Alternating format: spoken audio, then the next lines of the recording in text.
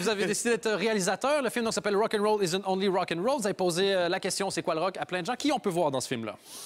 Arnaud, Dan, Bertignac, Mademoiselle K, Christophe Willem, François de Brigode, Stéphane Poels. Tous des gens qui ne viennent pas nécessairement du monde du rock. Ouais. Mais ça nous intéressait d'avoir la vie de plein de personnes sur la manière d'abord dont ils étaient rentrés dans le rock éventuellement, pourquoi ils aimaient, et puis aussi poser la question, c'est quoi être rock'n'roll en 2015, quoi. Et dans certains cas, ça a donné des anecdotes un peu spéciales. On m'a dit qu'avec Louis Bertignac, entre autres, vous avez dû remettre un peu les choses en contexte. Il était très confus. Qu'est-ce qui s'est passé avec Louis Bertignac?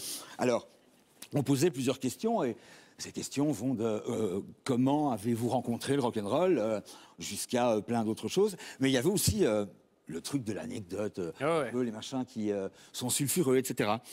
Et je lui pose la question, est-ce qu'il y a des légendes urbaines du rock'n'roll qui vous ont marqué, etc. Et il me dit, légendes urbaines du rock'n'roll, je vois pas très bien. Et il me dit, mais vous pensez à quoi? Et je dis, par exemple, il y en a une qui est assez dingue, c'est que longtemps, on a dit que Rod Stewart, un jour, après une tournée, avait bu un verre, s'était retrouvé dans un bar à marins et avait donné du plaisir oral aux marins. Bon. Chose qui peut arriver. Chose qui peut arriver. Et qui s'était retrouvé à l'hôpital parce qu'il avait une overdose de sperme dans l'estomac.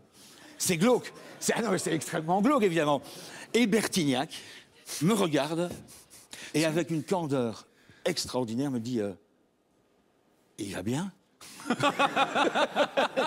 Et il regarde son agent un peu perdu et lui dit ça, tu peux quand même dire que ça m'est jamais arrivé, hein? Excusez-moi, j'ai juste été bloqué. C'est la première fois que certains termes ont été utilisés dans cette émission depuis le début. Overdose de, ça n'avait jamais été dit. Ah, je pensais que Louis Bertignac, je me dis... Bon, non, pourtant, quand on avait reçu Dick Rivers, il n'y en a pas parlé, rien du tout. Donc, il y a des premières dans l'émission à chaque fois. La première va avoir lieu le 12 février au Jean-Franck à Bruxelles avec Céline Charlier, la personne qui vous avez fait le documentaire. Ah, on est co-réalisateur. C'est ça. Et en votre présence, est-ce que les gens vont pouvoir vous demander ce que vous avez vécu comme anecdote?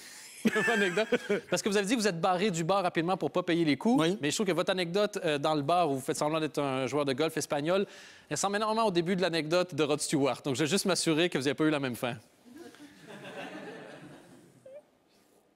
Non.